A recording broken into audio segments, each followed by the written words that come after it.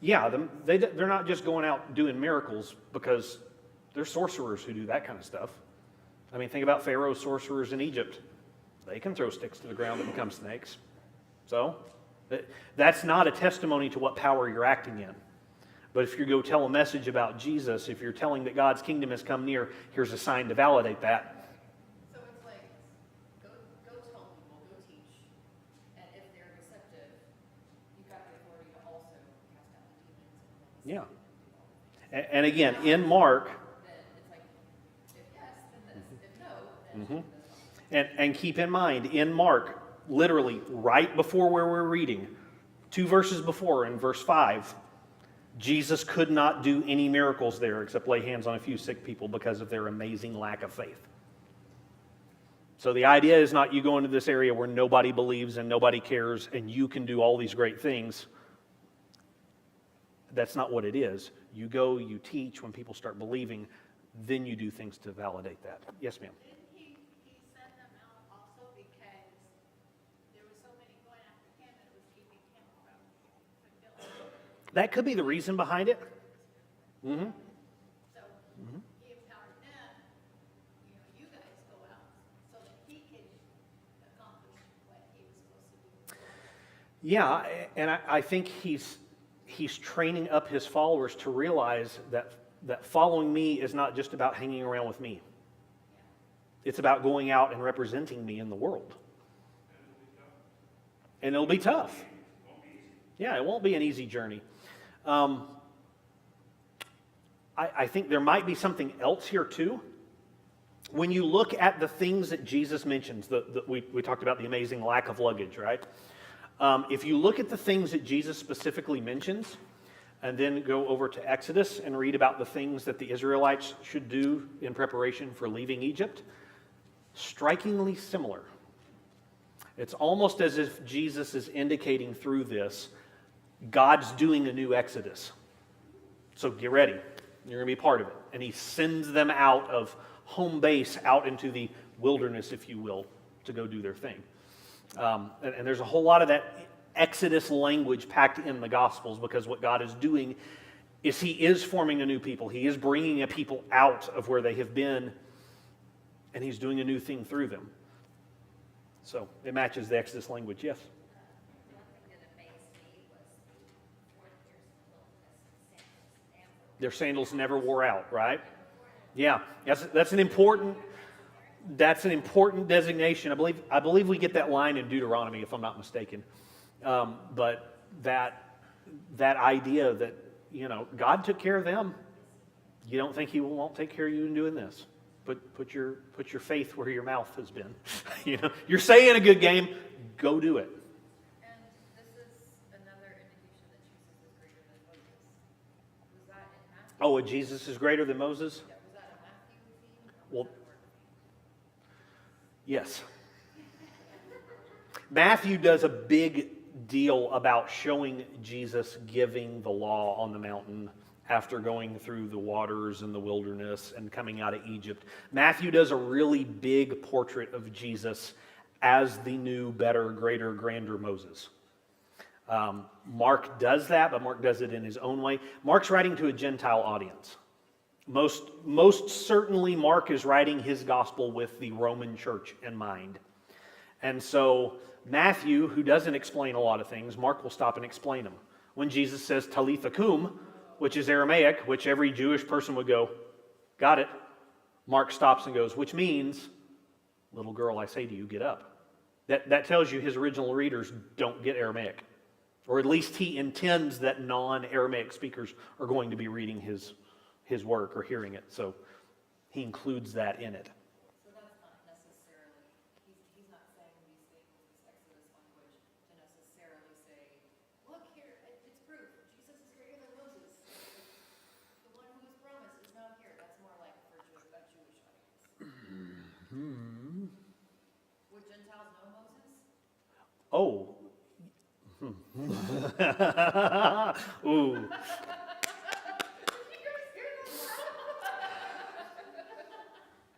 Did Gentiles know Moses? Oh, yes, they did. How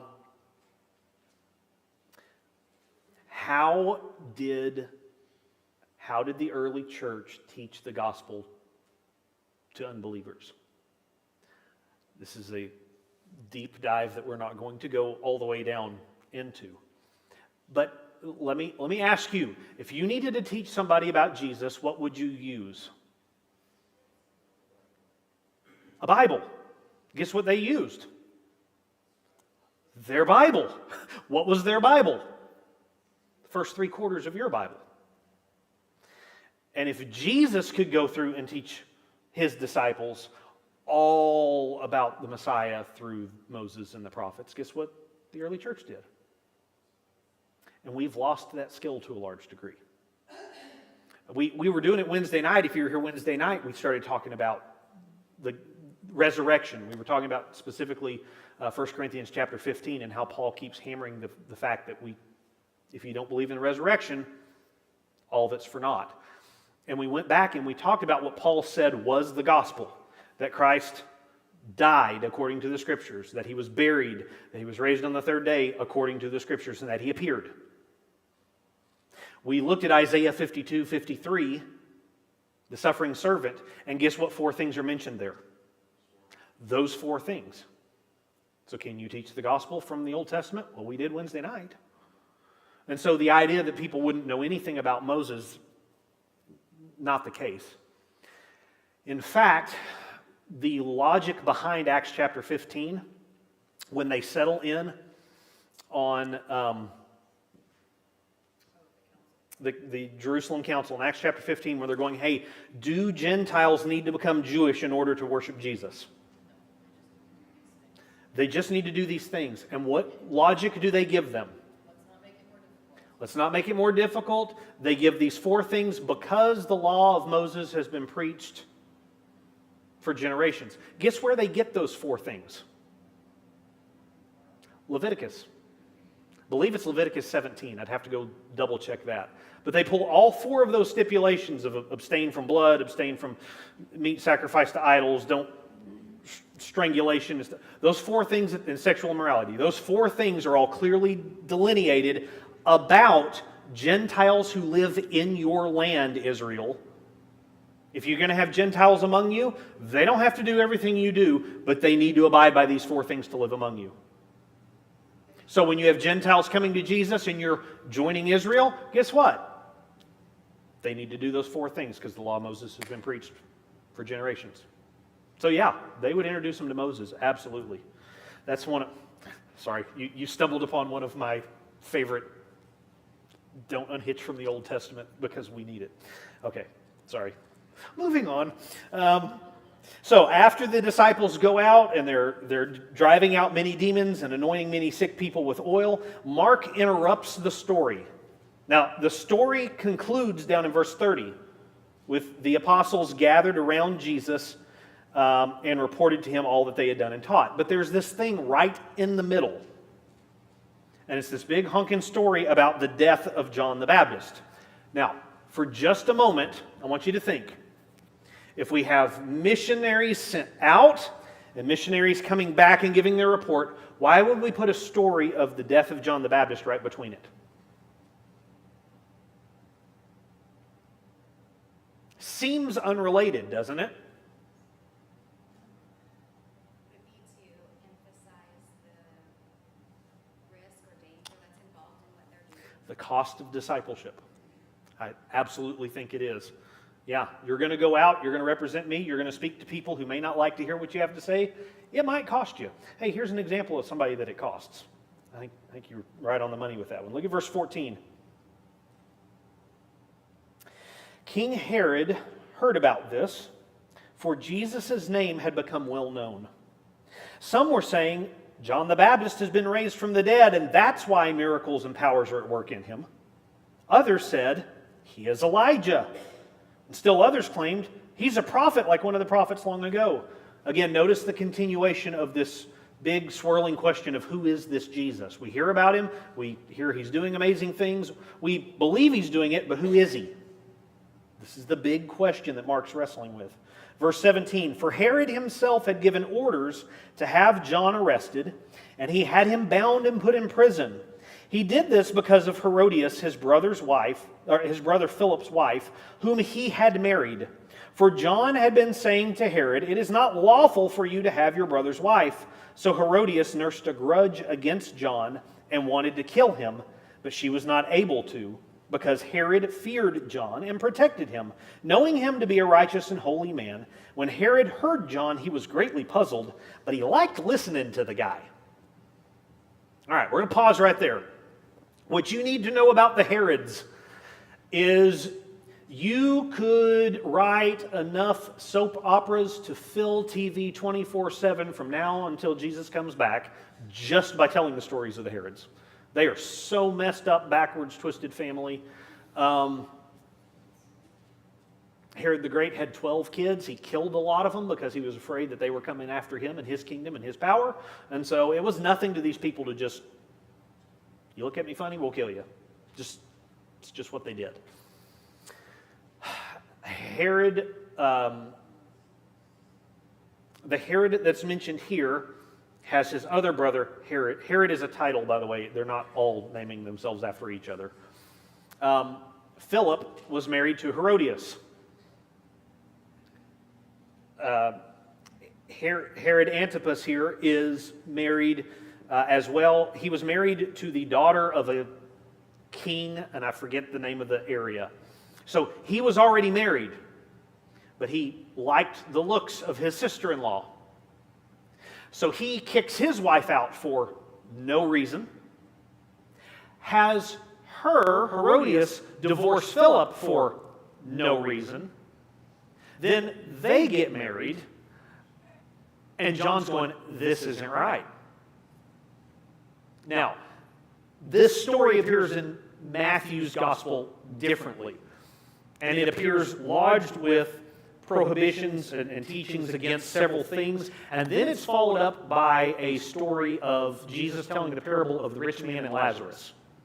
I am convinced that that parable is a parable against King Herod. You can argue with me all day long. At the end of the day, it doesn't matter. But the way that Jesus is talking, the things that he's talking about, John the Baptist in there, and then that parable about the rich man and Lazarus, I'm convinced. So, not only had Herod violated the laws around divorce, that any matter divorce, if you've got any questions about that, go read my blog and you'll understand more about that. But Deuteronomy was misinterpreted to mean any matter. You burn my eggs, get out of my house. That was a valid reason for divorce in that world.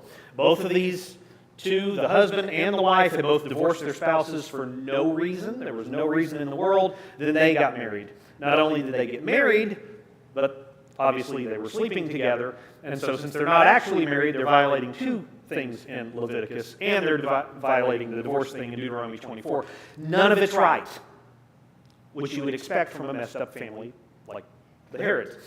And so John speaks out against it. He's saying, look, you are the so-called king over these people. You're not representing them. You claim to be Jewish. They really weren't, but they claim to be. You can't live like this.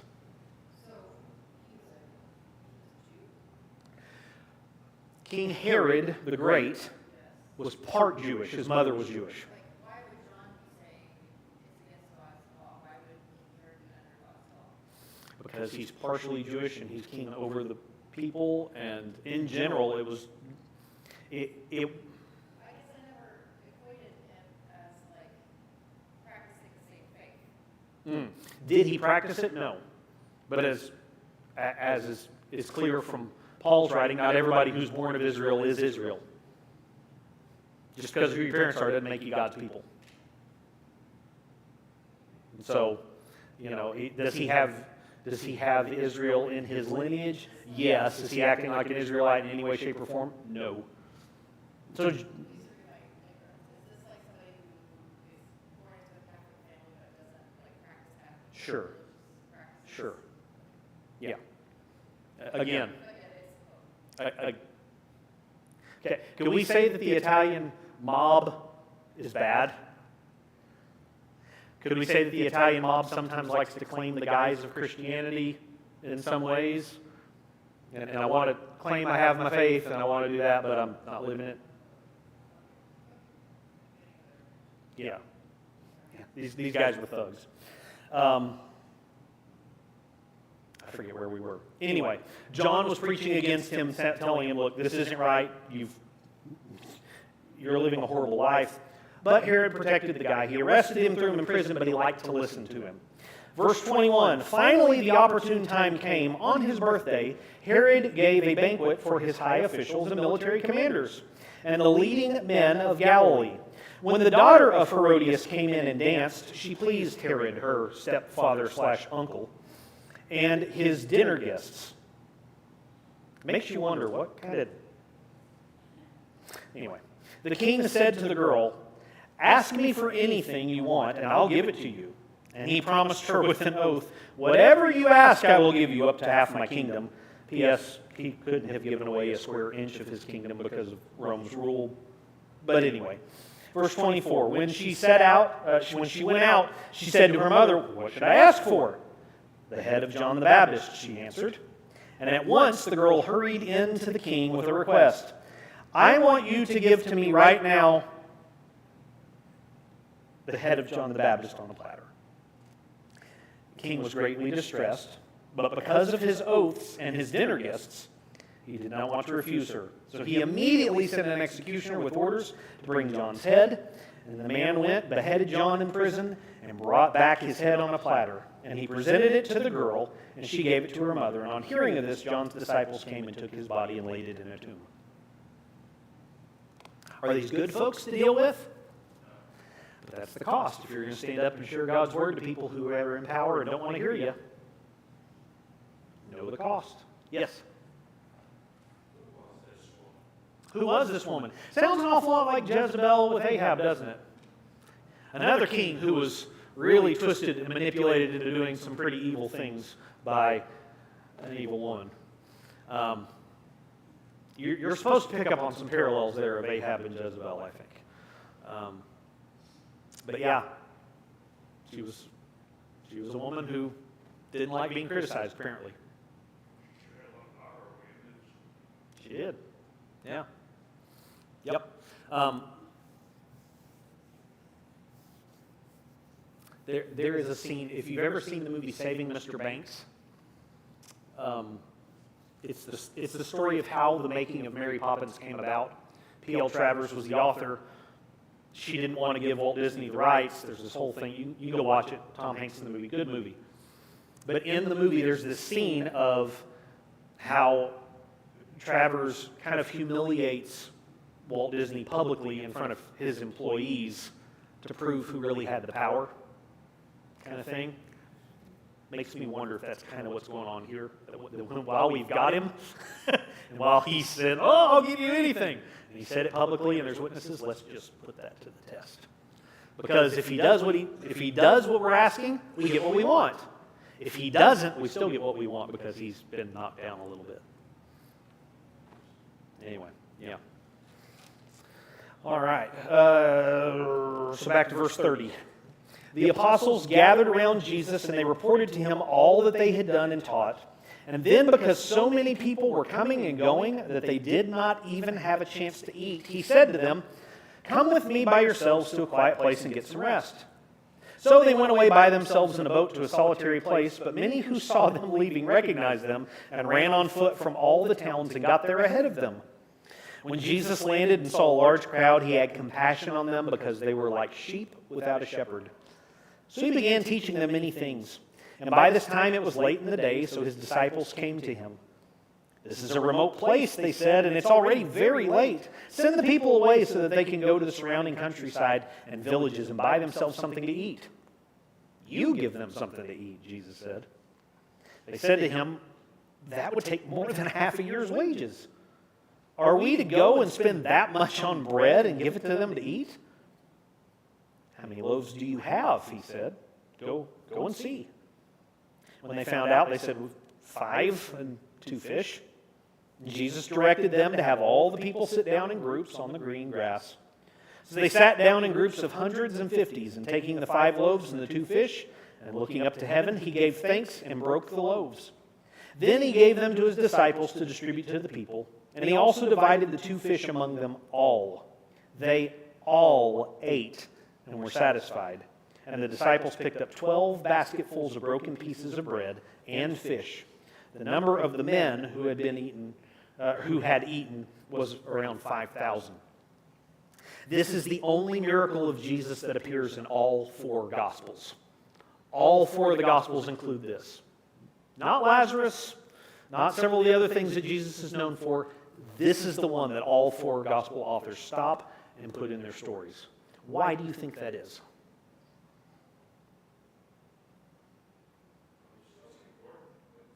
It's obviously important if they all take pen to parchment to make it happen, right?